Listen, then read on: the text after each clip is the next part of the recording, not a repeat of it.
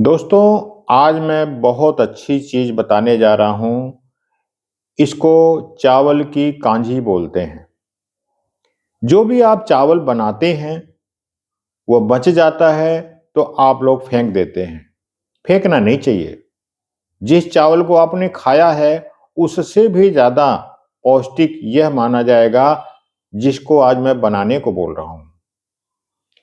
यह बचे हुए चावल को आप उतनी ही मात्रा में साफ मिनरल वाटर या आपके आरओ का वाटर या गर्म करके ठंडा कर दीजिए। उस वाटर को लेकर के एक मिट्टी के बर्तन में रख करके 24 घंटा ढक दीजिए। अगले दिन 24 घंटा होते ही अर्थात सुबह का जो नाश्ता करते हैं या दोपहर को लंच करते हैं, जब भी आपका 24 घंटा हो जाता है, तो आप भोजन के नाश्ता या लंच के पहले आधा घंटा पहले इसको एक-एक गिलास पूरे परिवार में जितने लोगों को अँटता है, उतने लोगों को पिला दीजिए। इस कांजी को पीने के आधा घंटा बाद फिर भोजन करें, तो देखेंगे इसका गुण अतुलनीय होगा।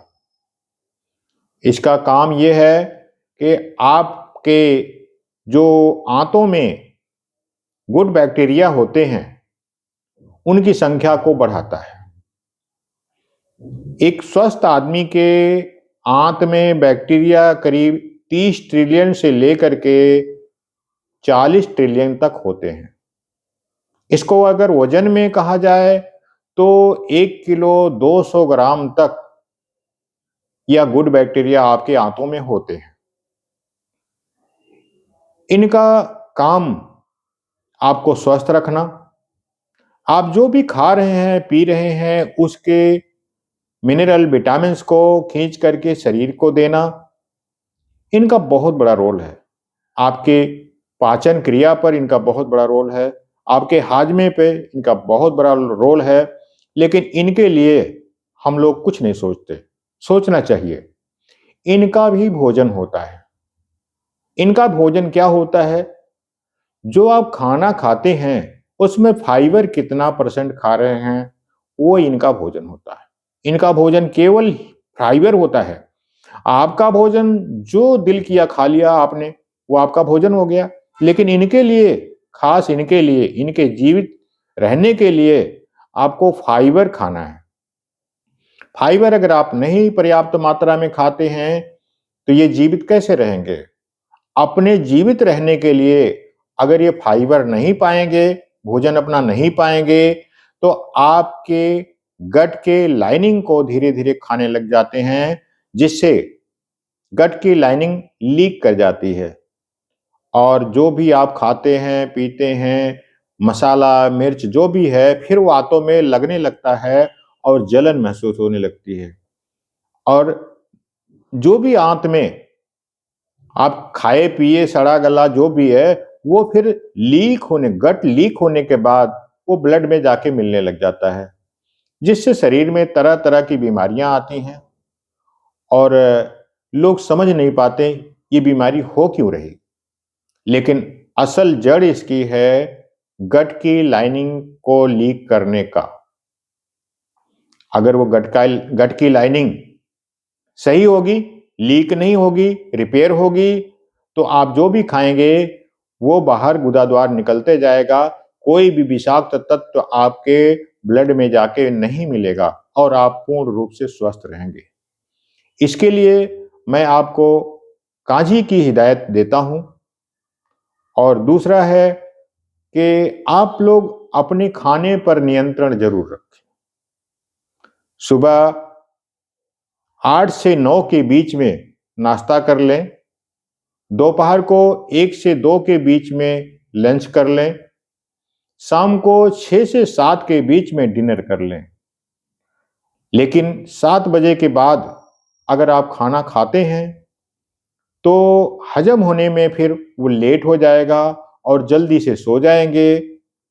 मान लीजिए आप 9 बजे सोते हैं, 10 बजे सोते हैं, तो ठीक है, लेकिन नींद उधर कम हो जाएगी।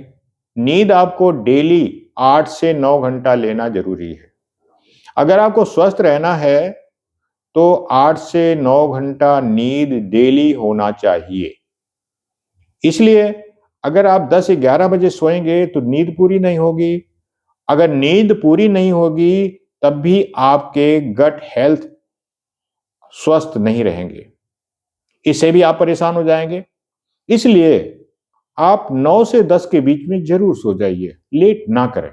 लेकिन 9 से 10 के बीच में सोने के लिए आपको 6 से 7 के बीच में खाना पड़ेगा, क्योंकि खाना खाने के 4 घंटे के पहले आप सोएंगे तो वो खाना डाइजेस्ट नहीं हो पाएगा और लीवर आपके उस खाने को पचाने में लगा रहेगा।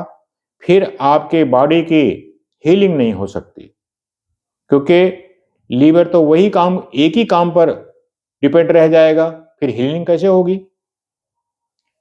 लीवर एक बार में एक ही काम कर सकता है, या तो आपके खाना हजम करने में समय बिताए, या तो फिर आपके जो शरीर का रिपेयरिंग है उसमें समय लगाए, क्योंकि शरीर की रिपेयरिंग तो तभी होगी जब वो फ्री होगा, और वो फ्री तब होगा जब आप कुछ खाए नहीं होंगे, या खाना खाए आपको करीब 5 से 6 घंटा हो गया होगा, उतने में लीवर आपके खाने को हजम कर लेता है और फ्री हो जाता है।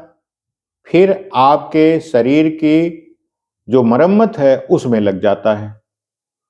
अगर आप यह क्रिया समय से करेंगे तो आप हमेशा स्वस्थ रहेंगे, और अगर आप इस क्रिया में आगे पीछे करते रहेंगे तो ना स्वस्थ लीवर हो पाएगा, ना फ्री लीवर हो पाएगा, ना आप स्वस्थ हो पाएंगे। इसलिए समय से खाना भी बहुत जरूरी है। धन्यवाद। अगले वीडियो में फिर आपको बताएंगे एक अन्य नए तरीके को।